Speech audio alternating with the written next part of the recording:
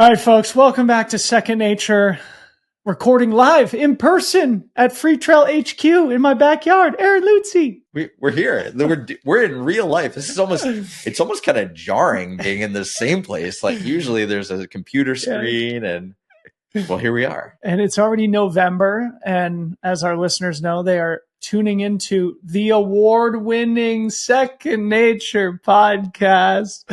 I think we should just probably jump in there, but maybe just a quick bit of preamble. Lutzi and I, obviously, we haven't done a bro pod in months. Yeah. I think the last one we did was the Debo's Docket episode. Ages ago. Yeah. So, and you and I, we haven't really caught up a lot in general over the last few months. Life has been full for both of us as founders, building our respective businesses, raising our respective families. You're here in the Bay Area. Maybe first, why are you here? And then we'll dive into our big award. This weekend is a really special weekend because it is the Mountain Bike Hall of Fame induction ceremony. And so Jill Kintner, who was one of my Red Bull athletes that I managed, is getting inducted among many other incredible athletes and visionaries that have impacted the world of mountain biking. But also the day after that at the Mountain Bike Hall of Fame, Kate Courtney is having her world championship celebration. So there was 8 billion reasons for me to come to San Francisco. And also it's basically just been raining nonstop in Portland. And I heard you guys have sun here. So I wanted to check that out because It's been a while. Yeah. But no, it'd be really cool. I was here for Rebecca Rush's Hall of Fame thing. And to be at the Mountain Bike Hall of Fame, it's a really special place. I don't know if you've been to that place in Fairfax. I have. But it's so cool to see how far cycling has come, and then to be there and see people get inducted into a Hall of Fame. Doesn't matter what sport it is. That's a moment. I mean, this is the birthplace of your sport. Yeah, literally right there. And you're going to be spending time hanging out with your partners at Marin Bikes too. That's right. Yeah. We're going on a ride tomorrow. I get to hang out with those guys. Yeah. So yeah, it was this. Dude, you got to score me a hoodie as a Marin resident. If I could have a Marin Bikes hoodie, come on. You know what would be even better is if we could get you a bike. I'll get you the hoodie, but what do I got to do to put a bicycle? Kick our co-host down with a nice new bike. I'm saying, I think that a lot of trail runners would or should adopt mountain biking because it really feels like a lot of the same sport in that, I've run plenty of trail races and it feels like riding mountain bikes really slow. You're just doing the same trails, just a lot slower. So you can do these trails faster on a mountain bike and have the same kind of fun. Yeah. And I don't know. And you can. Did you bring your bike? Yeah. All right. Well, that was super fun traveling through the airport with, by the way. Oh my God. Well, I got to show you the trail that's built just down the road, specific for people of your ilk.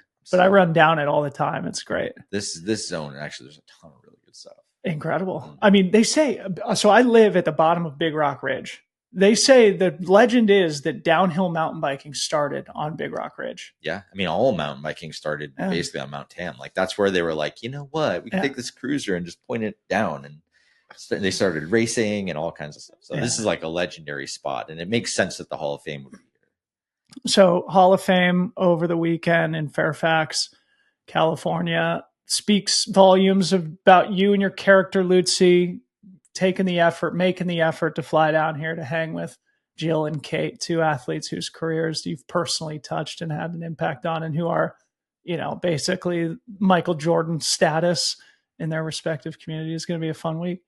Tell the people about our big award. You were at the Outdoor Media Summit. I couldn't make it, so you were representing the team down there in Durango. It seemed like a pretty great group, and you got to deliver a lecture of some kind and then receive an award. I have all kinds of things to say. It was really cool. The thing that instantly hit me about Outdoor Media Summit was that when I think about how we talk about the outdoor industry, at least for me, and maybe this is just pure ignorance on my part, but I think I'm actually talking about the outdoor sports industry, where the outdoor industry encompasses so much more stuff.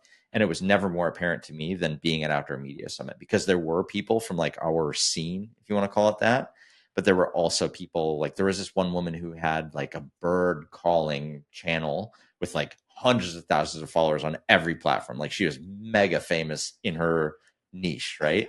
There were hunting people, there were hiking people, there were conservation people, people from call it non-sport areas of the outdoor industry were as represented, if not more represented at this place. And so it gave me kind of a wider aperture to kind of like think about the outdoor industry and the potential there.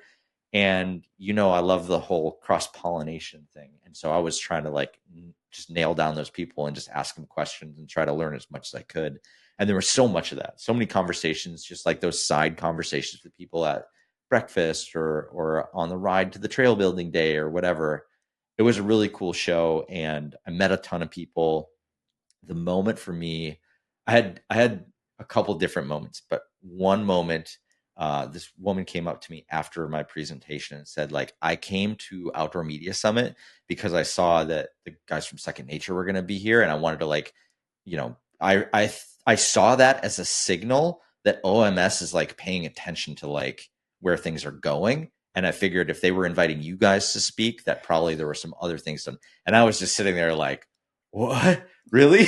Like, this is amazing, And it's so cool to like meet people and get feedback. And I called you afterwards. I'm like, is this like this for you every time you go to an event? Like people coming up and saying what up? But what a great feeling, because I'm just always in the basement and I never get a chance to like really interact with that many people other than maybe TrailCon. Yeah. So it was really cool to meet people in person that listen to the podcast and stuff. I had a couple people come up and say, hey, I actually really liked it when you were doing 2 pods a week. And I'm like, that makes one of us. But it was really cool. It was a really cool experience. Other highlight for me, I found out that Osprey Packs does BPC like we do, our closing segment. Yep. They do their own BPC every week in the marketing meeting. Like they've taken Shout that out concept. Vince Mazuka, listener to the pod, great partner of ours at Free Trail. Yeah, Leland from the marketing team is the guy that told me about it, and he was filling me in too. So I actually have a BPC about Osprey for later. They have their own we gotta start mining into their BPC. Yeah. I'm sure they got some good ones. That crew is just legendary. So. Well, dude, you're bearing the lead hugely here. We don't have the hardware sitting on the shelf, but what did we win? We won, I think it was called like Best Podcast Episode, but it was Judge's Choice. So there's like Sponsor's Choice, People's Choice, Judge's Choice. And so I guess the Judge's Choice is the most prestigious one that you can land. And then there's different categories, right? So there's like Story of the Year, Podcast of the Year. There's like Marketer of the Year type stuff like that. Yeah. Vince won like the marketing. Did he really? Yeah. Oh, wow. So I could stand on stage with him. But yeah, they like brought all the Judges' Choice people up on stage at once. So thankfully I didn't actually have to give a speech up there. I did that earlier in the week. But yeah, it was really cool to be up on stage and accept the award. And it was just kind of a cool moment. Like I don't know, like I don't think we obviously do this for that, but it was a really neat thing because when they announced the award, they read off this whole thing about the podcast. And it was like somebody else's take on what we're doing. It was really fascinating to hear somebody like reading that out in front of everyone else. I don't know. It was a cool moment. Unbelievable. Award-winning podcast. Thank you to Outdoor Media Summit and to the judges and voters for that distinction. And it was for the Jonathan Levitt episode, brand versus performance marketing. If you haven't heard it, go back in the archives. Definitely. His affiliate one too. I mean, every time we have him on, it's like an absolute banger. Yeah, I was actually listening to one of his shows today. Yeah. Anything else stick out from that? I think I got to speak at the thing, which was like sort of part of the whole thing. Like they're gonna, bring you in and you get a chance to like speak and accept the award is kind of like part of the deal.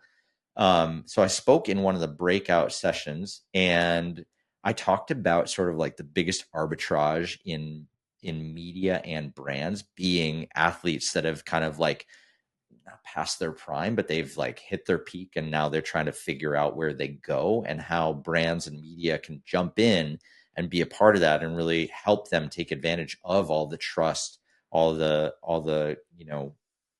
access that they've built, all the what's the word I'm looking for? Just everything that they've built up. Yeah. An athlete can hit that peak, and then if they don't have anything left to do after that, it just kind of all goes away.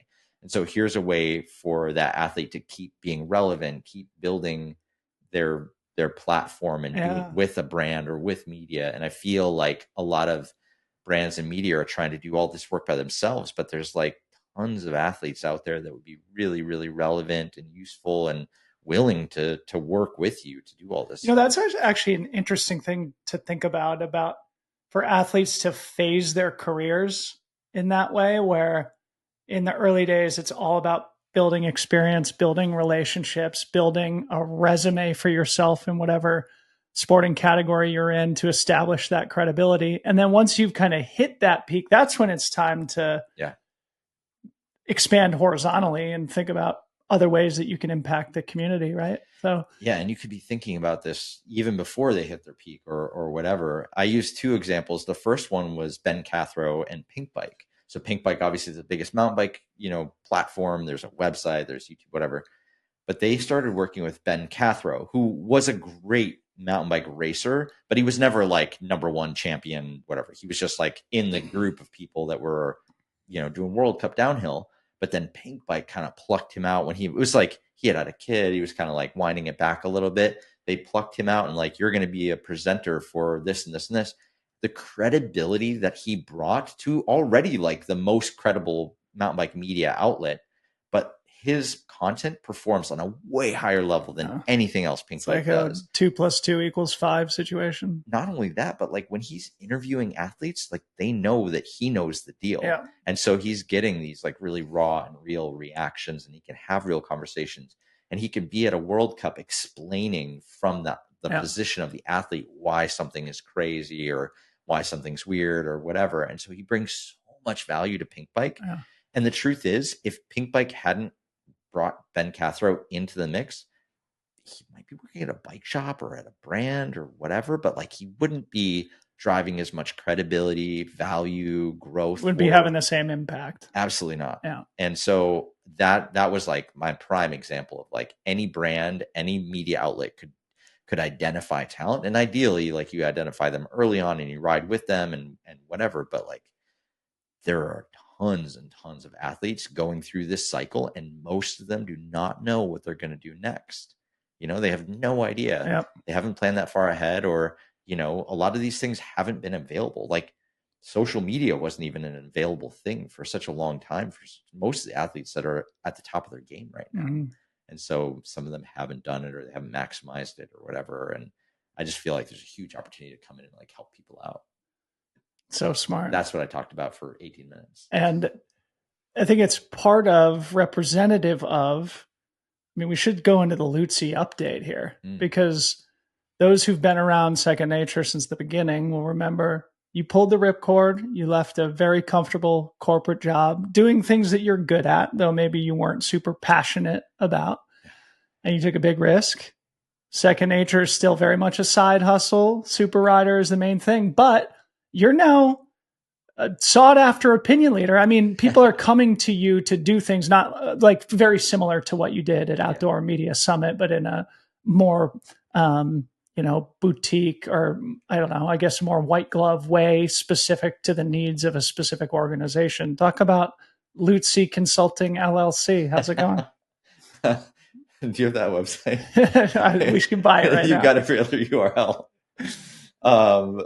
Okay, so here is sort of my idea because, Super Rider is sort of like the main thing. So I'm making mountain bike videos and I'm occasionally throwing in some product specific, ads, let's call it, right? Some partnership stuff. Yeah. But where I see a really big opportunity is to kind of take my existing free Super Rider stuff with that consulting stuff and kind of mash it together.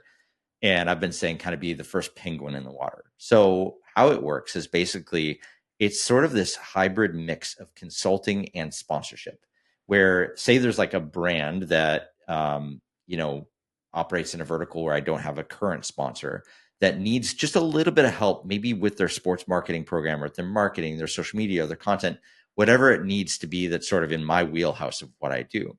I can come in and I've been working with a handful of different brands to do exactly this. Come in and work with them on their marketing program in a very like consultant, like, hey, this is my hourly rate. This is what I do. But what I'm doing in addition to the consulting thing is tying it to actual like visibility within all the other stuff, because now we've got over 100,000 on pretty much every channel in terms of subscribers, followers, whatever. So I'm coming in at these brands and helping them develop their content program. And then I make the first piece of content and put it on my channel to essentially prove out that the stuff works. But like, it's our chance to kind of, test and learn Does as this we feel go. good to you? Does this feel good to Yeah. me? Are the results there? It's interesting too, because like I need it to go well. Like I'm not just gonna put anything on my channel. Totally. So like it's built in a way. And so like, one of the things we're working on right now is like, okay, how could you have an ambassador program that's content related that can scale? And I sat down with one of the brands I'm working with, and in an hour, we had 15 different pieces of content where it's like a concept, like, okay, have the athlete use this as the prompt and make a piece of content about this. And it could be, a paid ad, or it could be just like organic social, but it's like all tied into these different themes. So I'm building like formats and formulas that all the brands can kind of take, and a structure that they'd be like, oh, we can scale our ambassador program. We can work with more athletes. And I'm just kind of giving them that foundation. And then, like I said, I'm like the first penguin into the water, where I'll just go first. Like I'll show you how it works. And if it doesn't work, that's okay too, because I'm still here. We can just kind of tweak it until it works. And then when we have the confidence that this is working, then go ahead and like add more athletes into the mix, So it's sort of this different approach into sports marketing or content or whatever, where it's like, we're going to work together, be really intentional about how we build this program. But then when we feel like we got it right, you can bring everybody else in, and then just this thing will go to the moon and scale like crazy. So it is sort of like the perfect like scenario of best of both worlds, The athlete consultant overlapping Venn diagram. I think this is it, and I mean, probably there are other athletes out there that on some level are going to be able to give feedback or do whatever. But yeah, I think I've been in the brand side long enough to be able to thread the needle through those conversations where I can kind of represent all sides on it and really help them get to the point that they're trying to get to. One of my biggest things is like, I don't think brands do a good enough job giving athletes or creators or whoever they're working with active targets to hit, which is funny because athletes are some of the best in the world at setting a goal and accomplishing it. So like, why wouldn't you give them a target? That's really interesting. And I think a lot of athletes, and we were guilty of this at Red Bull too, where like the contract would end and the athlete would be like, what did I do wrong? Like I've been trying to win everything, whatever. It's like, well, we wanted you to do this and this. You're like, well, you never told me to do that. It's like, well, and I think a lot of people are, in that position are probably guilty of that. We're like, yeah, we haven't been as like intentional about the targets that we set for the people. And so I'm building all this stuff with these brands with those ideas in mind. So it's like, okay, we're going to be really crisp about how we talk about what we actually need from you, so that going into it, the deal. And at the end of it, we know why we're not renewing. Wouldn't it be so sick too if the brand gave the athlete visibility into the metrics that they wanted to hit on the products that they're selling? For example, if it's a shoe, like actively communicate to the team once a month, like, hey, our goal was to sell this many units of this specific product. Right now we're tracking here. Here's how you could help bump towards our goal. That would really align things in a way that does, I think, build off the natural psychology of the athlete, as you said. I think the other thing is that, I think a lot of people are afraid about being too heavy-handed when it comes to working with athletes and creators and everybody else. But I also think that there's this subconscious level of just suggestion where it's like, hey, here's the stuff that we care about. And it's not like we're asking you to like, okay, go out right now and make a video about it. But if you're aware of it, probably you're going to at least be keeping an eye out for an opportunity where you might be able to do something about it. If you don't know, then you're never going to be even thinking about it or looking for an opportunity. But it's funny how often a brand will be like, yeah, we're thinking about this thing over here. And then the athlete like stumbles into something like, oh, actually, this would be kind of perfect, wouldn't it? And they're like, oh my God, yes, And so I think you just have to be a little bit more intentional in your approach with some of this stuff. And so that's like a lot of the conversation that I'm having is really about and around that kind of stuff. So obviously it's going to set me up for success because I'm sort of, like I said, the first penguin into the water, but I want everybody else that follows after me to be successful. And I want that brand to be successful too. And so I'm working really hard to give the best foundations for sports marketing that I possibly can, with the most stuff that's, kind of considered along the way, and trying to build these like perfect formats and frameworks and stuff that are going to like actually pop. So it's just dawning on me. When do you think this pod's going out? A couple of weeks. Okay. We can put up whatever. Well, I'm just thinking like right now is the time when a lot of brands are probably thinking that they may need the types of services that you could provide, Yeah. this being quote unquote contract season. Remember the podcast we did a couple of years ago Yeah. on the Free Trail channel, which was, I think, the first time a lot of people were introduced to Aaron Lutzy, and that ultimately resulted in Second Nature becoming a thing. Anyway, for people who are interested to maybe jump onto Aaron Lutzy's bandwagon here in contract season, DMs are open. Hit up your boy. What else do you want to talk about relating to Super Rider, Aaron Lutzy's whole program? I want to hear a little bit more about, we talked about my year, a bit. Okay, I went to China a couple times too. That's developing. I think it would be really interesting to hear about your year. This is sort of, we're in Q4 like solidly at this point. Fourth quarter, baby. Right. You ever go to football games where they hold up the number 4? That's what we're doing in studio for those who are. Fourth quarter. This is it. Like fourth quarter. We are almost done with 2025. So I feel like this is a little bit of a retrospective and also kind of a look ahead before I talk about what's coming for me. Well, I kind of did a little bit of this consulting thing, but like, how do you feel about 2025? Big question. And you're catching me during a week where I'm actually not working on Free Trail stuff, which has been a nice little needed break here as we approach the end of the year. We do have our final big push, which is around our Trail Runner of the Year vote, which will open up here in the next couple of weeks. This time last year, I was miserable, as you know, as we've talked about on the podcast. Ultimately went on like a personal, almost spiritual retreat at the end of 2024 because I was genuinely in like emergency burnout mode. This year has been much, much better. I'm happy to report. And I think me having the presence of mind to recognize when I need to take time off and respecting that has maybe been the biggest victory of 2025, period. Earlier, I think it was in May, my family and I went to Hawaii, did the whole, put the phone in a drawer for several days, really unplug, decompress, then went into the teeth of the busiest part of the year, Broken Arrow, TrailCon, Western States, Hard Rock, UTMB, the World Championships, like back to back to back to back to back on the road for most of a 3-month period. And honestly, we handled it all really well. I think it was overwhelmingly successful when we look at anything that's measurable in terms of audience impact, just, even the subjective, I love what you guys are doing type stuff. It did feel like 2025, especially this summer, helped to solidify Free Trail even more as like a go-to source of content, inspiration, news, all the things that we want to be known for as we serve our community. Couple things that I think I did a lot better this year is just like getting prepared ahead of time for everything.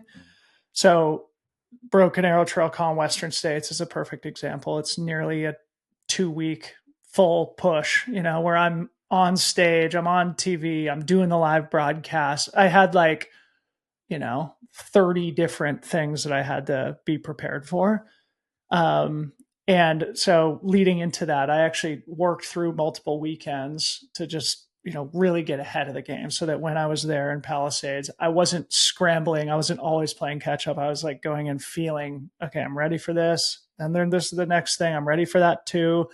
And not only did it make my workflow better and my work product better, psychologically, it was much better for me to just be able to handle the intensity of those pushes.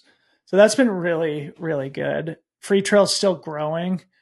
You're basically the only person that I share our numbers with, but we will grow again this year. And it's actually funny. This might be an interesting thing to talk about. So like year 1 is always a wash. You're not really sure if you're going to make money at all. Year 2 to year 3, we grew 100%. Year 3 to year 4, we grew 80%. That was last year. This year, we will likely grow between 20 and 30%. So still healthy growth, but, certainly not 80, 100% style growth, which indicates to me, a little bit of this, like, okay, we're getting close to like where our ceiling is with what we do at this point. And the type of person I am, that always kind of makes me a little uncomfortable, if I'm like, well, man, I should be happy about this, but really I'm almost more like nervous about what does this mean? Is this the ceiling, Right. So those are all the things that I'm thinking about right now. But I guess the other thing I mentioned to you earlier that people will probably identify with is after the World Championships, came out of it. And then my brother got married a couple weeks later. And it was really after my brother's wedding where I started being like, kind of feeling stressed and burnt out again, even though I didn't have like a lot going on. Yeah. And what I think I've realized is that like those moments when you don't have a borderline intimidating thing that you're looking towards that occupies a lot of like your work hours, I am less comfortable in those situations. And it maybe goes back to what you're saying about the athlete mindset is like, I didn't have like a specific goal to come back and work on.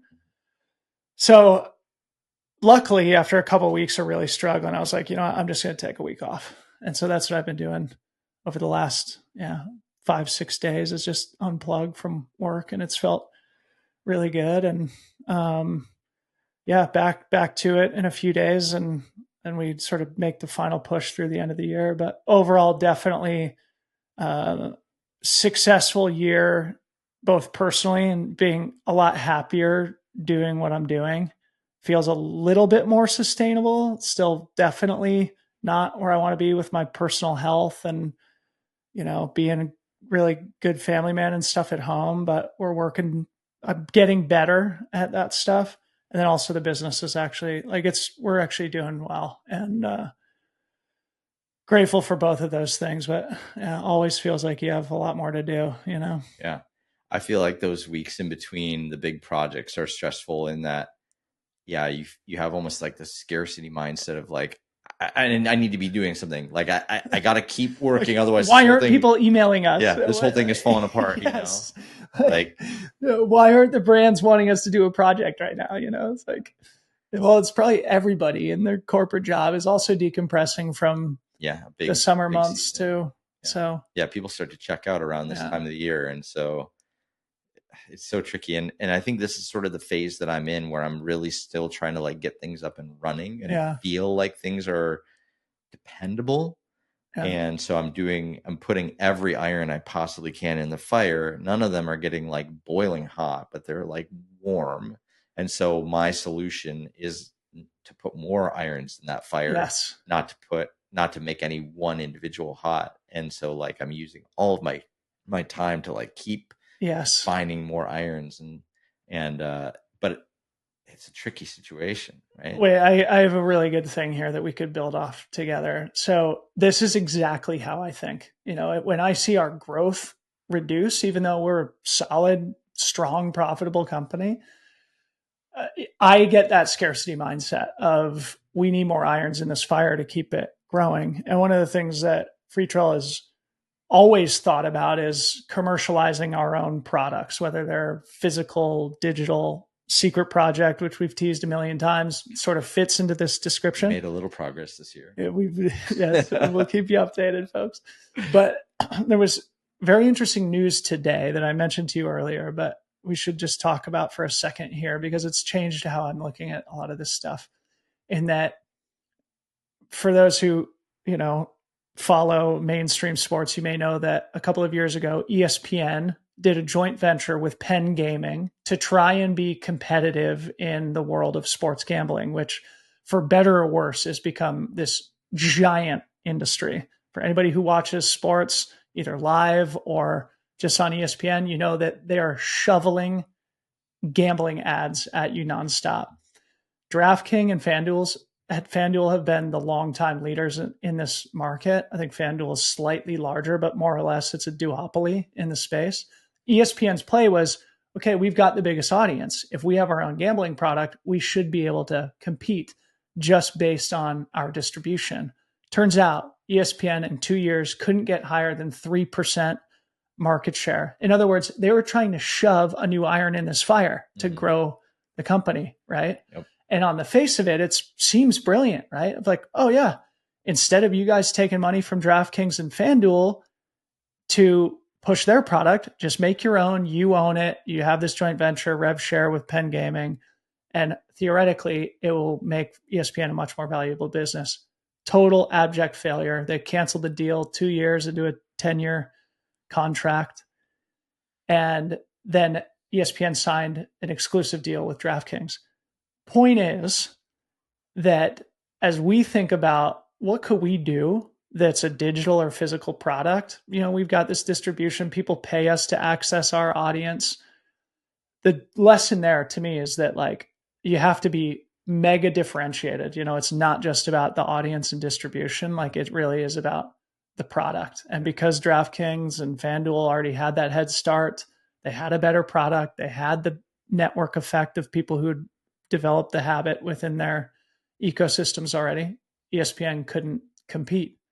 And it's like, what an interesting business case study of just the importance of having a good product. It reminds me of Kyle Siegel talking about product-led marketing, and if ESPN actually had a better product, would they have been able to compete? Maybe. We'll never know. But I don't know. It's helped me think about, okay, well, because we have a couple projects that we're thinking about right now in this world. It's like, well, we would have to make sure that we're doing something that's either very different or the best out there.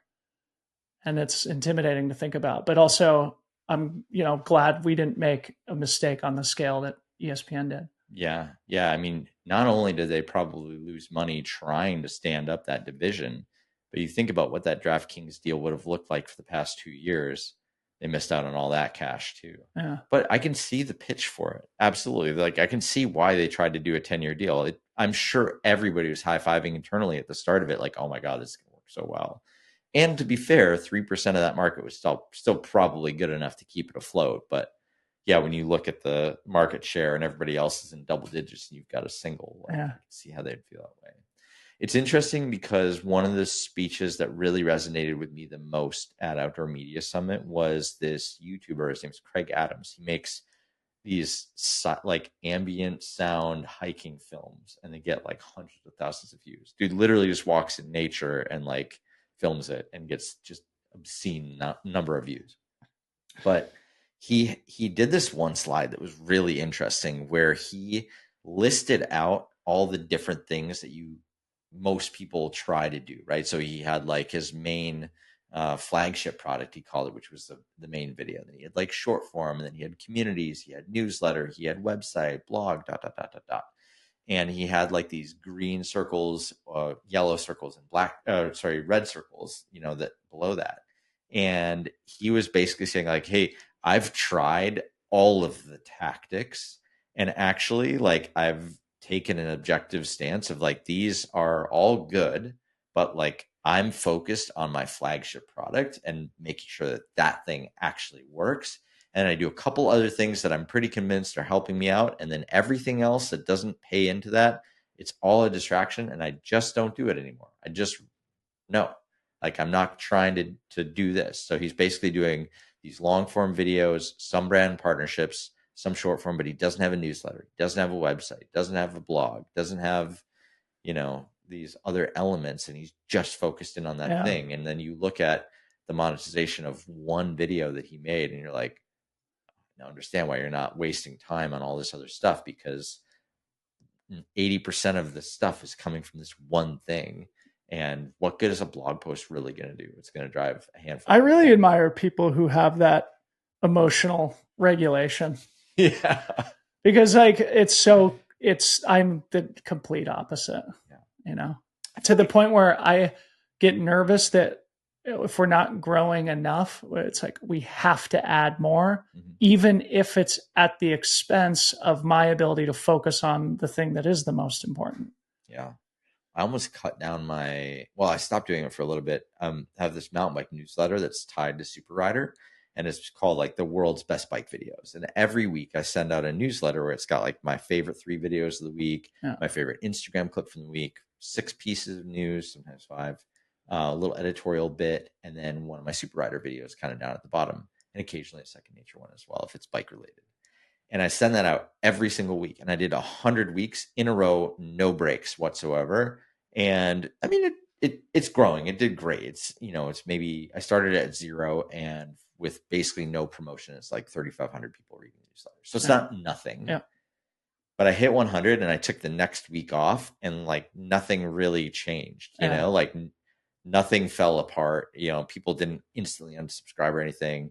I gave it another week. Nothing really changed. Then I kind of missed doing it. So then I put one together. But I was thinking like, if this newsletter is not like super challenging to put together, but it does take a couple hours every week to do.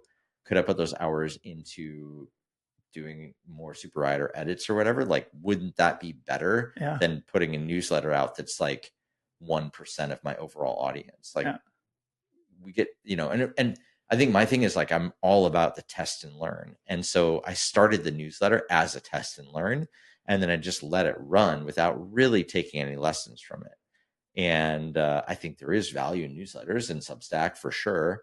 But yeah, like, do I actually need to do this when the YouTube stuff is going so well? And now actually recently turned on Facebook monetization, which is like not ignorable, basically. Like, oh wow, if I put as much time as I was putting in the newsletter into Facebook, like I would basically double my income. So it's so funny to say, because right now, when you pay attention to media, newsletters are a hot thing, especially Substacks. Yeah. Facebook, you never hear people talking about as a hot platform anymore. No. And it may not be a hot platform, but they monetize at a really high level. And if you can get you showed me your metrics. I mean, there's clearly a lot of people watching your content there. Yeah. Like almost 1 million people in the last 3 days. Like what? Yeah, they're everywhere. I mean, you think about like Facebook, if you talk to any business owner in our space or beyond, everybody is running Facebook and Meta ads like left, right, and center. There was actually a guy at Outdoor Media Summit from this company called Hollow Socks. And he said in the meeting or in his presentation, he's spending $1 million a month on like Google and Meta ads. But obviously, like the business is doing well enough that that's not detrimental. Like that's amazing to me. And so that like kind of clicked in my brain of like, well, wait, if there's enough business for an outdoor sock on Facebook that somebody's willing to spend that much against it, then clearly like there's enough people that would want to watch my stuff that are there. I'm going to try to like find them basically. Yeah. And yeah, like in less than a week, I went from like 900 people to 5,500 people, like just almost overnight. It's crazy that now I'm putting effort over there. I think a lot of people are going to pick back up on that, but it's funny though, because like I don't use Facebook in my day-to-day life. Like, dude, I just realized this year, because one of our partners wanted to connect my account for metrics measurements, and even though I don't ever post on Facebook, you have to get the metrics on Instagram, like you have to connect something on the back end. I found out that my personal Facebook account has been permanently suspended. And I haven't used it in, probably probably more than 5 years. Yeah. And at that point, of course they don't have customer service. Like I wasn't going to jump through the hoops to try and recover it. I have an athlete page, but again, I don't use it. I think it was my personal page that got suspended, not my athlete page. And I have no idea why. Even looked way back in my emails and couldn't find the evidence. So people at Meta who want to resuscitate my Facebook account, maybe I can start posting again. Like, no, it's the athlete page where you can flip on monetization there. I've got my Instagram account linked to my Facebook account, so those two creator pages are put together. If I post a reel on Instagram, it syncs to the Facebook. And what's funny is that I don't get paid for Instagram reels and reviews or anything over on Instagram. But because it's linked to Facebook and it shows up on Facebook, I get paid for those views because that's monetized and monetized in a more meaningful way, which is funny because we've all been posting Facebook reels or Instagram reels forever. I know. The only caveat is, and this is important for anybody who's going to try to do this, if you schedule an Instagram reel to go live at like a different time or whatever, that breaks the transition or whatever, and then Facebook won't post it. So you have to do it like in the moment. So If you're going to post a Instagram reel and you want it to show up on your Facebook page, you have to post it in the moment. You can't schedule it for Copy. 6 a.m. the next morning. Yeah. It's a minor one, but like I learned that one the hard way. Well, you know, it is. I like this as I don't know, a fourth quarter thought for everybody who's listening. Is like, what is the one thing where you're pouring effort into one place, and maybe it's just an hour, 2 hours a week, like your newsletter example. Yeah. And where could you then reallocate that in a way that you'd get some sort of a hockey stick new growth channel?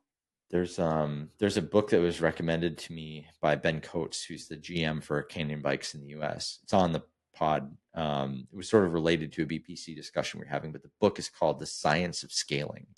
And I'm reading it right now. I sent it to you as well. Yeah.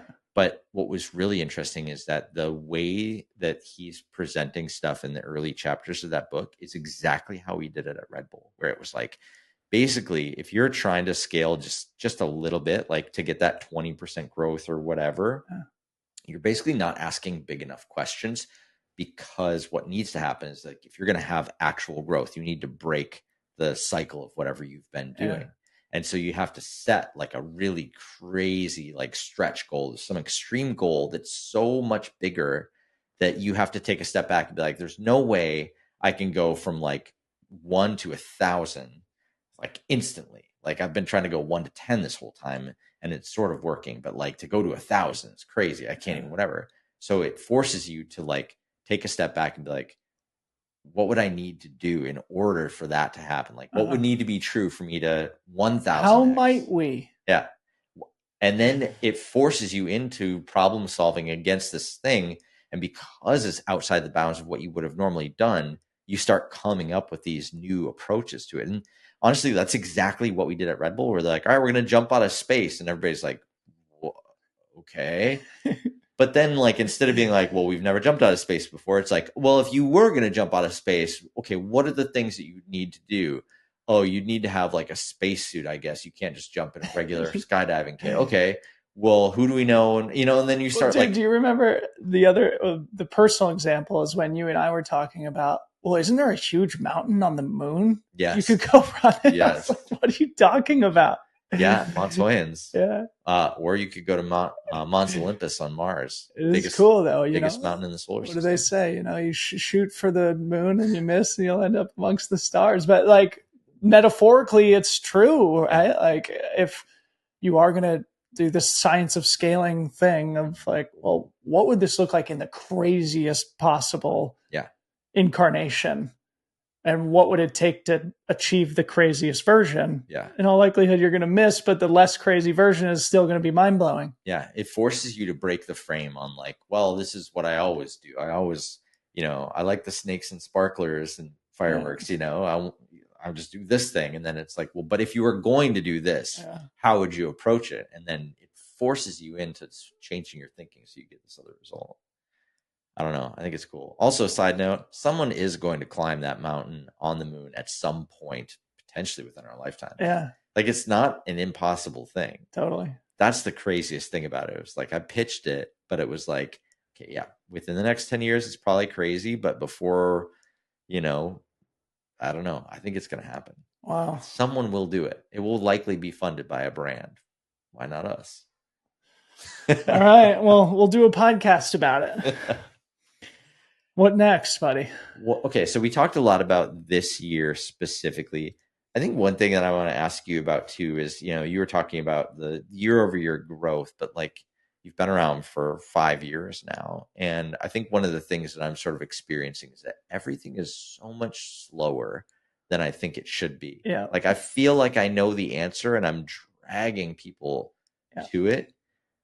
But like, what would you give as the advice as someone who's in like 4th or 5th year, having been through that slog, or even the advice that you give yourself in the beginning? Because I'm sure there were moments where you're like, what am I doing? Like, how would you approach it? I struggle with giving advice because I was thinking about this today on my run. I still feel so incompetent at my job. Like I feel like I am above average at the public facing part of my job. I feel way below average at the running the company part of my job.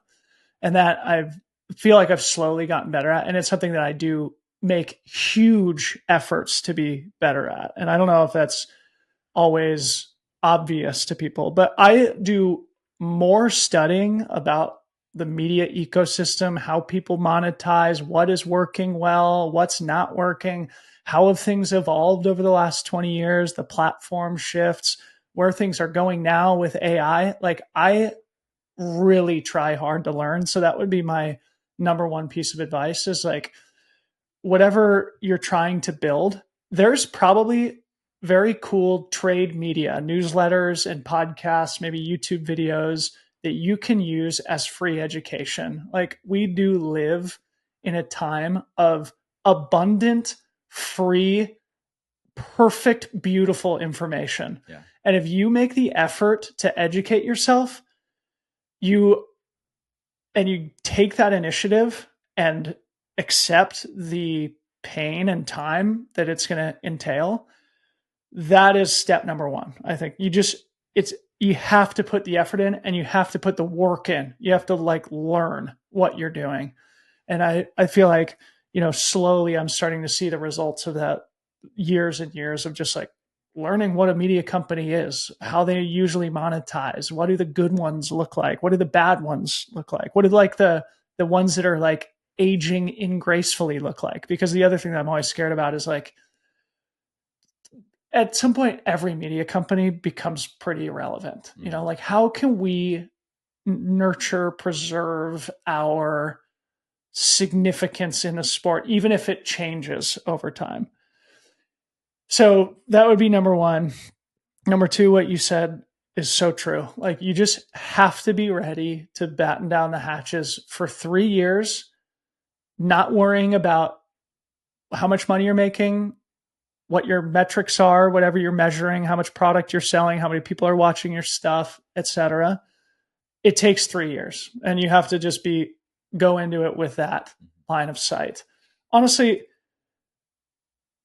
I'm sure there are people who have been able to, quote unquote, cross the chasm in less than 3 years. But honestly, I don't know how it would be possible. You'd have to be in a big market selling a valuable high margin product, right, basically, in order to be like super profitable in a shorter period of time.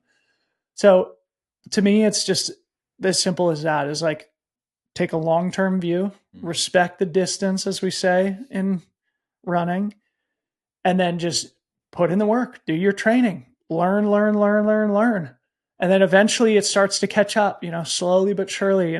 We used to fight tooth and nail to get any deal. I use that example from the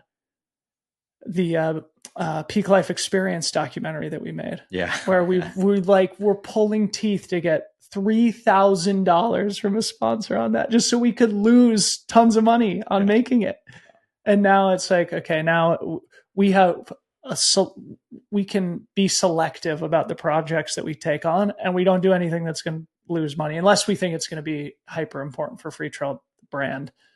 And those, we could go deeper on any of that stuff, but I have a friend who runs like a marketing experiential style agency in Portland, and he was telling me, because I was having this conversation with him of like, why is this taking so long? Like I'm doing really good work and I just cannot get traction.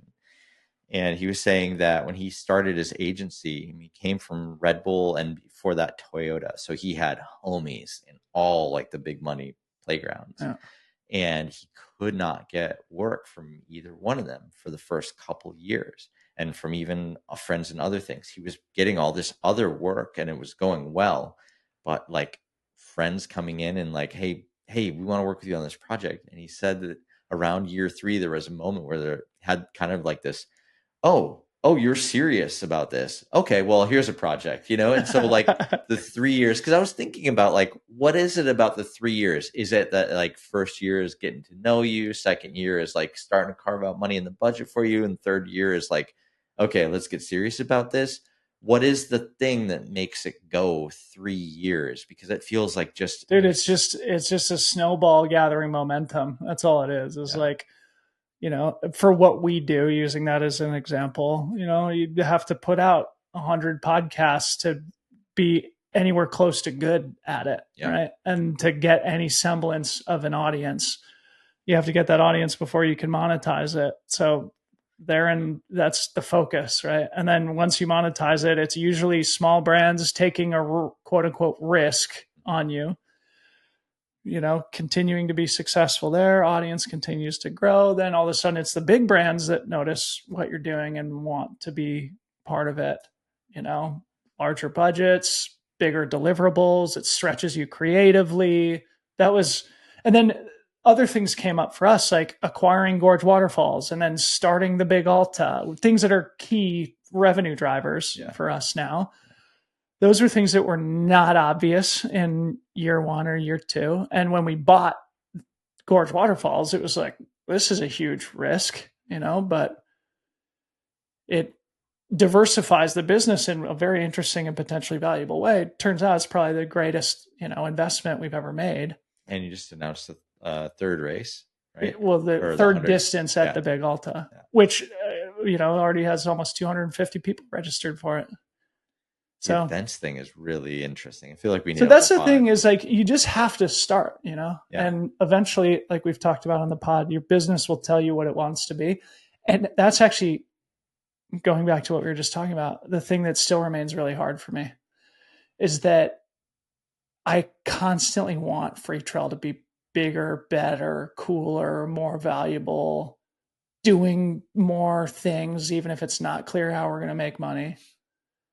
And I oftentimes, when I step back, realize, wait, I'm not listening to what like the business wants to be. I'm like trying to force my will on something. I mean, to a certain extent, the decisions that you've made have made it successful over time, but it's got to be tricky balancing all the things. I mean, at this point, this far in, you have metrics to see like what's worked and what hasn't worked. And just like that example of me, like, oh, wait, if I took my time away from Substack and put it in Facebook, I would actually make double my money. Like, I'm sure there are examples of that are like, oh, wait a minute, like this, we've tried this one 3 or 4 times and haven't been able to get it to work, but we know that if we do this, it's going to work. Yeah. Like you start to have more of that as time goes on. I already have things in my head that I've got to talk to the team about. Success leaves clues. Things that we have been sort of toiling on without results for a while, when we have like other ideas that maybe we could just pour that energy into. Yeah. Well, dude, I mean, it's the same with you. I mean, would love to, hear how you're thinking about the present of Super Rider, but like you're probably starting to feel some really good momentum, and like the consulting mixed with athlete model that you could be pioneering right now is not something that you really could have forecasted on day one, but who knows, like maybe that is the future of Aaron Lutzy / Super Rider, is like, not only am I going to be an athlete for you, but like I'm the undisputed GOAT of outdoor marketing, and I'll help you run your business. I mean, it would be really cool, thinking about it in the athlete terms of verticals, partners that you have in each vertical. Like I could get away with having less partners and just really deep partnerships. That would be my best case scenario, where, like only part of me shows up on camera, but like that's sort of like the tip of the iceberg. And then the real stuff is that marketing. So I feel like there's a huge opportunity there for the right brands. If you were to shove one more iron in the fire, what would be the biggest, highest leverage iron for that fire, right? It's a great question. I think about it occasionally. You know what I think? Yeah, I don't know. Actually, like one of the things that I think about is like I wonder if I could make live streaming work. And like thinking about training, like Twitch live streaming. Yeah, or actually you could do it on YouTube or Facebook or whatever. It would be just fine. Yeah. But using like a Zwift trainer to get in shape for the season, and then just having like daily Q&As with the audience and like talking bikes and riding bikes and doing that, like and then the end result, so you'd be fitter for the next season, but then you'd have a deeper... Are there people who stream their Twitch or their Zwift? I've seen a couple. I did a Twitch stream way back in the day, and actually I got like my first major like audience participation. Like the original hardcore fans of the channel came from the live stream. So like you have that much time with people, you develop these crazy deep relationships with all these people, and you're talking about all the things that you want to talk about, and you connect on a way deeper level than just, bikes. Yeah. And I felt like that was really interesting. And I'd love to figure out, like, is there a way I could set up like a kicker setup and live stream and answer questions and talk to people about bikes or whatever. Dude. Like, I think that could be really interesting. I also have to write a book this year. I signed on for It's it. Ryan Holiday Jr. Dude, here. no, I signed on for it, and then I realized, like, oh no, this is not going to end well. Yeah. I'm going to implode for sure. And so I tried to like push it off, and it didn't really, like, they were still like, no, but we still want you to do it. And so we were able to push it back a year, but now that year is upon us. So my goal is like, what if I could get on that trainer and like type for an hour every night? Like, I need to figure out a way to fit this thing in because I can't run away from it any longer, basically. And I do want to do it. Like, I would love to be an author. I mean, that's a huge iron for a fire. Yeah. And that's one of those things where like you'll always have this physical evidence of, and it ties so perfectly a period of your life and like a document of the knowledge and passion that you've built over a lifetime. I did try to pull the iron out of the fire, and it was unsuccessful. But like, I do want to do it. And so maybe it's the universe just being like, dude, no, like this, this is a long-term win. Just hammer it out. But dude, so on the streaming thing, I think we've talked about this, but just wedging this in here at the end, I'm still extremely bullish on the Patreon for athletes model, or the OnlyFans for athletes Galaxy brand that we talked about in one of our very early episodes. And there's two things that I think would work really well. Like, if you're a pro athlete with an audience and you have a treadmill and stationary bike at home, like, do one of your key but like boring workouts in your little sweat box. Yeah. I bet people would be so surprised. Like someone like David Roche, who's got a huge audience, right?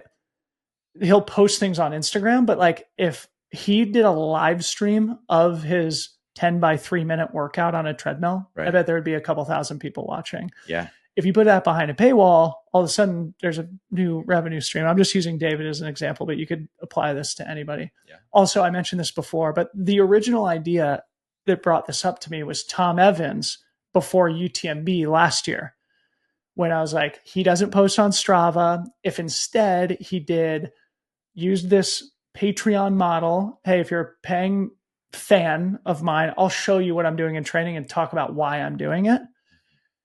He just won UTMB. I mean, there's a lot of content around something. But think about that. Like if you're an athlete thinking about ways that you can enhance your earning power, what is something like that? Like, it doesn't have to be a Twitch live stream of your workout. Like in Tom's case, what I was thinking is like, okay, Sunday night, I go live for my subscribers. I walk you through everything I did in training and the why behind it, how I'm feeling looking ahead towards the next week, any areas of concern, things I'm excited about, how I'm balancing it with my family. I would pay for that personally. Yeah. This will be a thing someday. This will be a thing. Somebody is going to do it. I think that the thing that's missing, because here's the thing, anybody could start up their own YouTube channel and create that live stream content and create that, episodic content. Like Tom Evans could absolutely start a YouTube channel with the right format and the right formulation of everything. Like he could crush it. No problem. Like all this stuff could happen. He can monetize. He'd get all these other opportunities, other sponsors. Max, what's starts with the J? What's that guy? He's got Max Jolliffe. Yeah. Right. Like he's another trail runner that's got like he's got content, whatever. Like some of this stuff is already happening with the live stream and with sort of this Patreon style of ideas. What I think would need to happen for it to actually catch some traction it would need to be a little bit more hand holding for the athletes. Like what if you had a production team that was helping each one? Say pick out 10 athletes from 10 different sports, and then but there's like a team embedded with them that can help them make that content really pop, or they can host or help out with the live streams. Like imagine if you had 10 Ryan throwers to attach to 10 athletes, basically, where it's like, hey, we're going to like help you flip on all these switches and make it easy. So you just keep doing what you're doing. Yeah. We're going to do a better job of capturing it so that more people can access it. Like that, if you had a production agency of 10 people that could go out and adopt 10 athletes, that might be really interesting.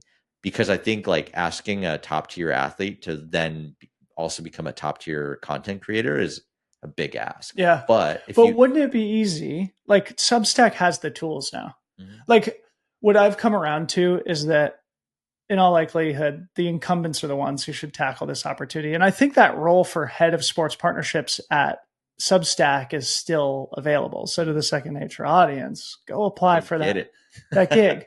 But I mean, I think you could go to people like Tom and be like, okay, here's how it works. Like all you have to do is turn it on your laptop. It doesn't need to be a high production thing. In fact, probably your audience would appreciate it if it's not. Yeah.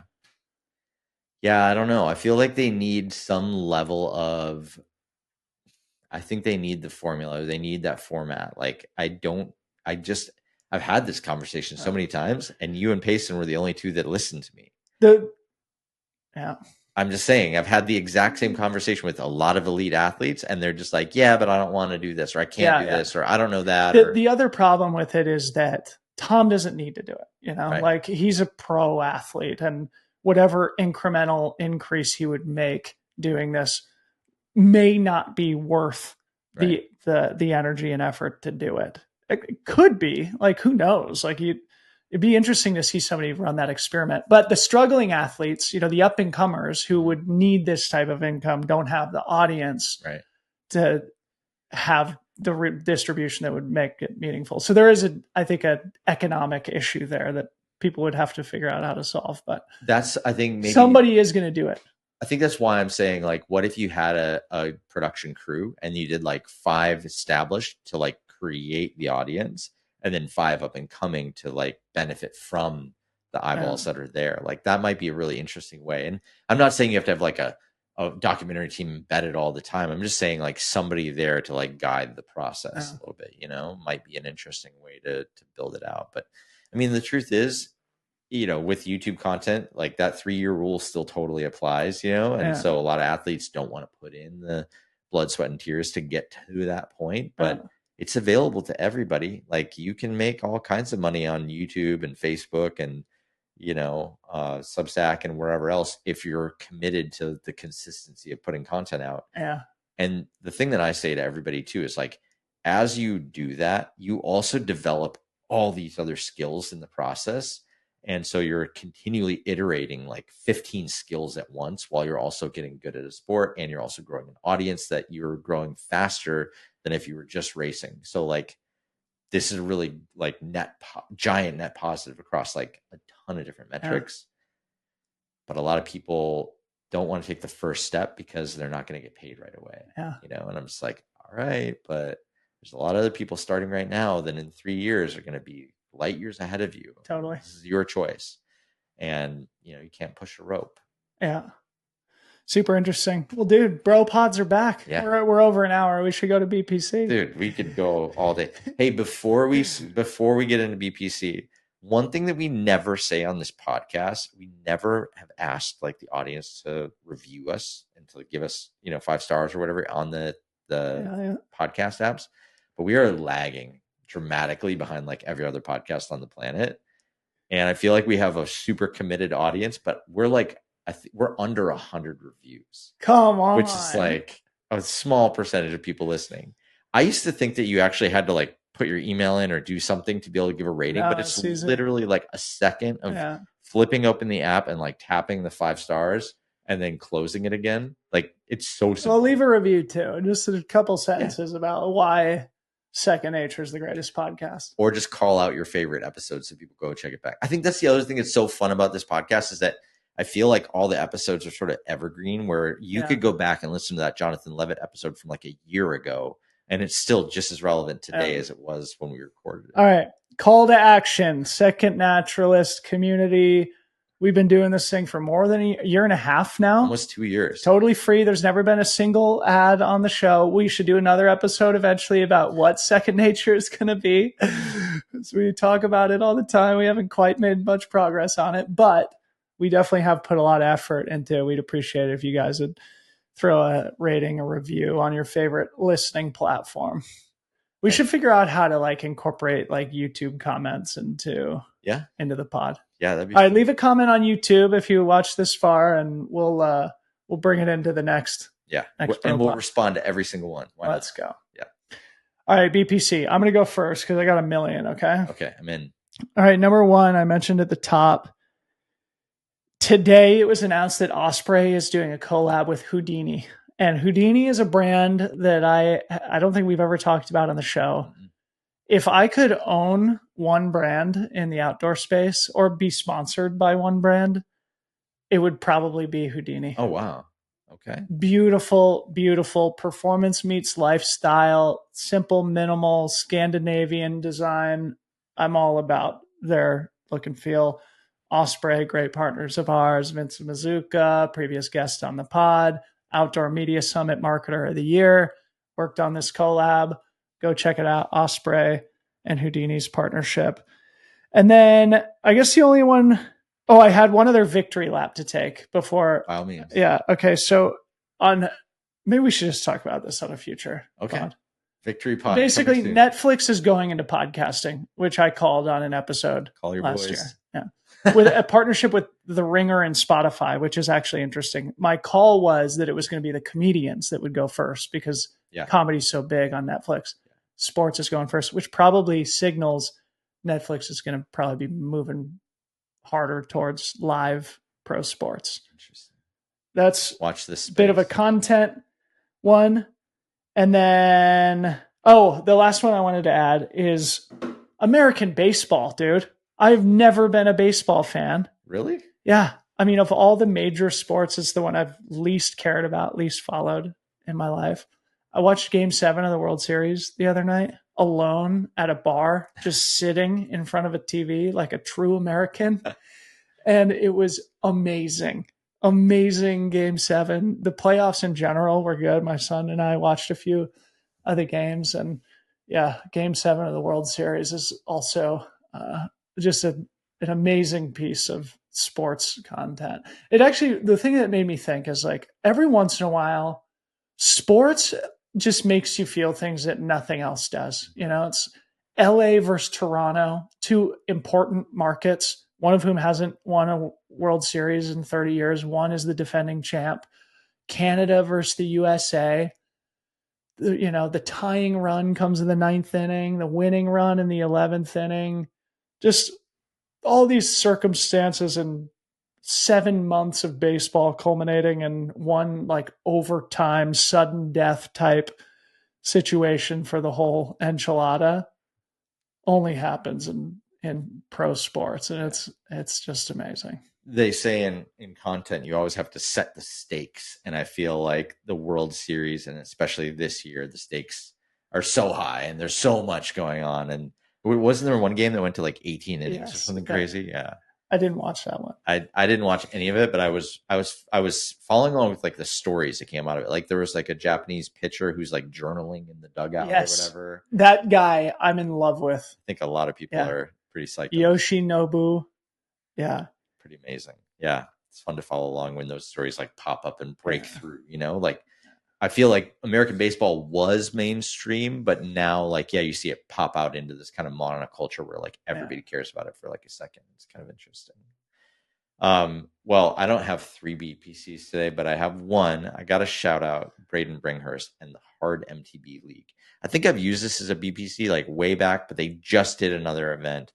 Hard MTB is basically like Braden Bringhurst is my favorite mountain biker of all. Like he is amazing. Your favorite mountain biker's favorite mountain biker. Basically. Yeah. He's awesome. He has a good style. He's a really good human, and he works on these incredible projects as well. But he decided to put on his own event called Hard MTB League.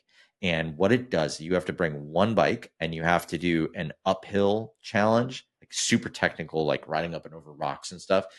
Downhill for time. There's like a slalom, and then there's like this jump thing or whatever. So it's sort of like designed to find the best overall mountain biker, like who can do everything but on one bike. Yeah. And the way that he's thinking about the event, but also taking care of the athletes, helping them with mental performance, physical stuff. I'm going to come in and help out with a couple things on brand building. Like, he's really trying to give these athletes more than just like a one-day event experience. And I was talking to him earlier today, and he was kind of breaking all this stuff down for me. I was like, dude, this is beyond just like, I'll go to this event instead of that event, like, it's really cool. And I think a lot of people, such a smart concept too. And in mountain biking too, everything is so specific by discipline of like, you're the downhill world champion, you're the cross country, but like this one, it's like, you are the best all around bike handler. Yeah. You can go up, down, and jump and go across like everything. And I think that's something that really is resonating with a lot of people when they see that kind of stuff come out. So it's still early. They just did like a test event, but there's 2 more events on the schedule for next year. And I don't know. This is something I'm really excited about. If you're into mountain biking, like, you've got to be paying attention to this. Wouldn't that be so sick to figure out a way to do the same thing in running? Like a VK for the, climbing, some crazy technical descent, like a flat 2 miles, and then like an 80K ultra marathon. Wouldn't that be fire? Yeah. All right, BPC to end the show here. Hard MTV, Lutzy's BPC. Buddy, we're back. Bro pods are so back. So back. How did we used to end these? We used to say, go get in Slack, go subscribe to our newsletter, go follow us on LinkedIn and Instagram. Yeah. And leave us a rating and review. Yes, please do that. We have never really asked for it, but we probably need to. Little homework. Thanks everybody for listening. For Aaron Lutzy, I'm Debo. See you next time. Peace out.